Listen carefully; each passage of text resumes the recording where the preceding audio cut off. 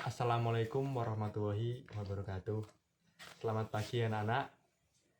Sebelum memulai kegiatan belajar mengajar pada hari ini, alangkah baiknya kita berdoa terlebih dahulu. Berdoa saya hantarkan, berdoa mulai.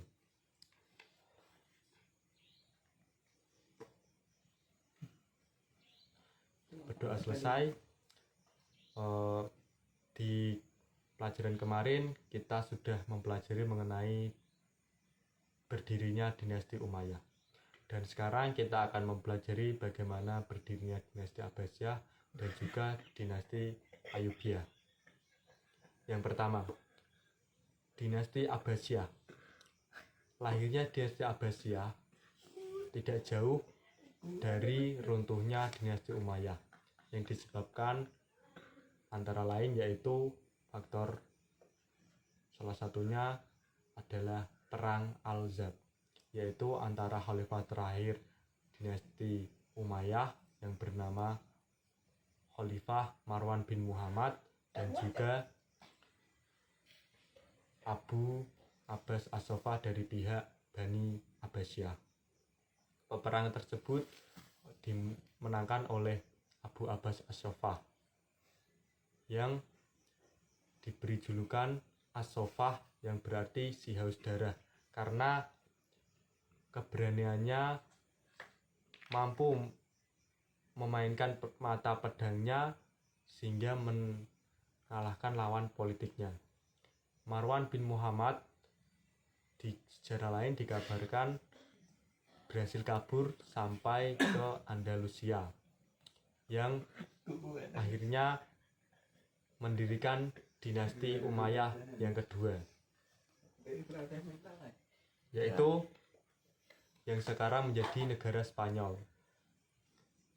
Terbentuknya Daulah Abbasiyah juga ada beberapa faktor lain, yaitu perpecahan dinasti Umayyah dan kerusuhan politik dalam negeri.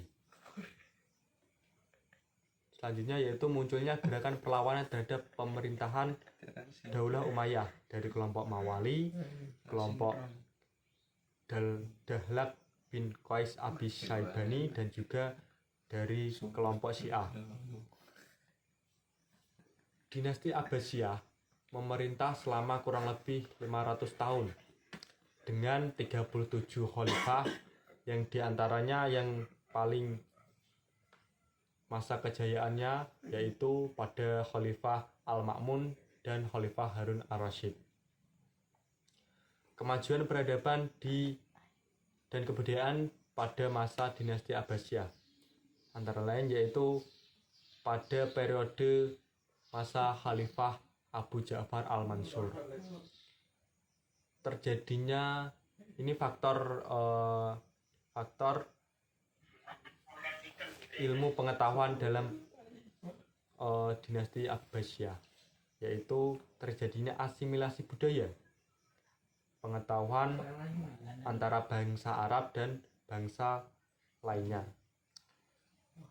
pendirian pusat studi dan diberi nama Baitul Hikmah.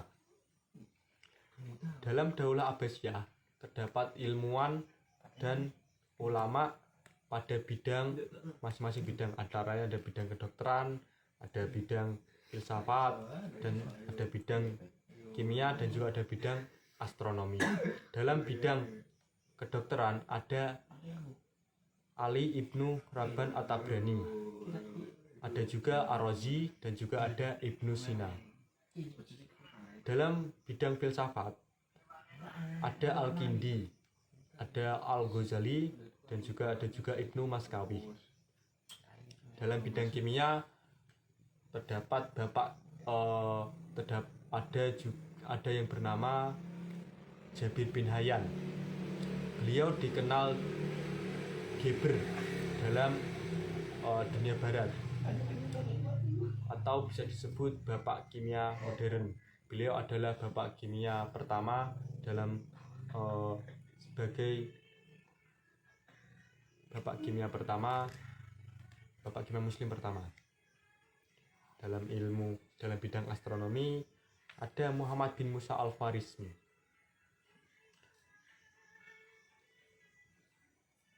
runtuhnya dinasti Abbasiyah diakibatkan ada dua faktor, yaitu ada faktor internal dan juga ada faktor eksternal. Faktor internal yaitu kecintaan yang berlebihan terhadap kekuasaan dan kemewahan dunia yang dialami oleh para khalifah pada dinasti Abbasiyah. Konflik keluarga antara Bani Abbasiyah yang berujung perebutan kekuasaan. Meningkatnya konflik keagamaan. Di faktor eksternal, munculnya pemberontakan, dominasi bangsa Turki dan Persia, terjadinya perang salib, dan ada serangan tentara dari Mongol. Kita lanjut proses berdirinya dinasti Ayyubiyah. Ayyubiyah berasal dari keturunan Azerbaijan yang melakukan migrasi ke Irak. Pendirinya adalah Salahuddin Al-Ayyubi. Beliau dikenal seorang sultan yang adil, toleran, dan zuhud, dan memiliki sifat qanaah. Dinasti Ayyubiyah merupakan dinasti Muslim Sunni. Penamaan Al-Ayyubiyah dinisbatkan kepada nama belakangnya Al-Ayyubi.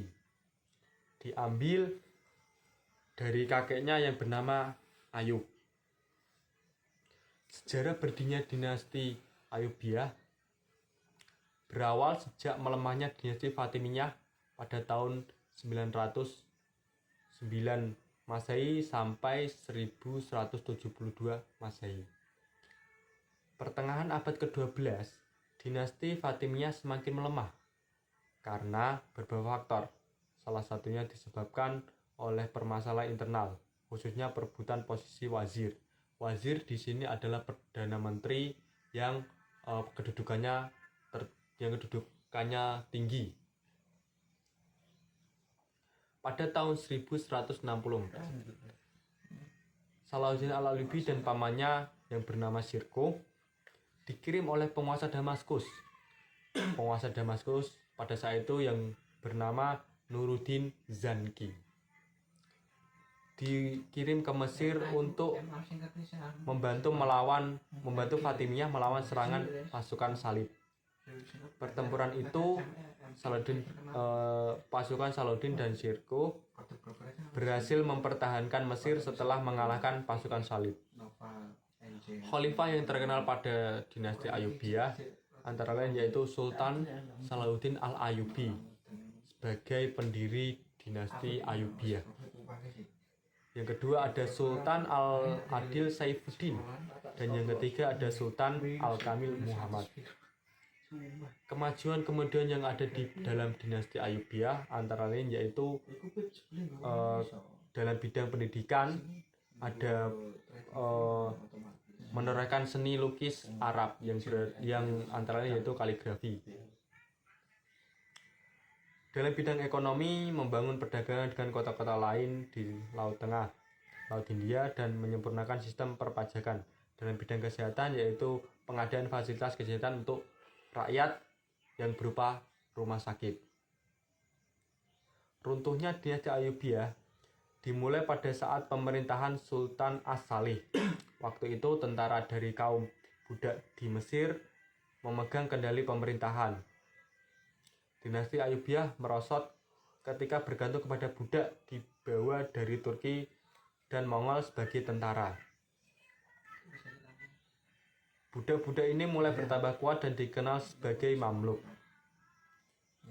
Kekuasaan Ayyubiyah merosot terus selepas kehilangan Mesir pada tahun 1250.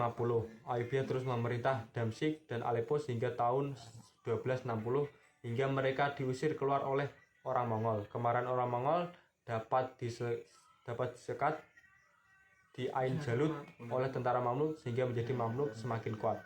Tahun berikutnya hampir seluruh Rusia jatuh ke tangan Mamluk. Nah, itu adalah sejarah berdirinya dinasti Abbasiyah dan dinasti Ayyubiyah. Sekarang Bapak memberi tugas kepada kalian meresume apa yang telah Bapak sampaikan dari tadi. Sekarang kelas kita cukupkan sekian, kurang lebihnya mohon maaf. Wassalamualaikum warahmatullahi wabarakatuh.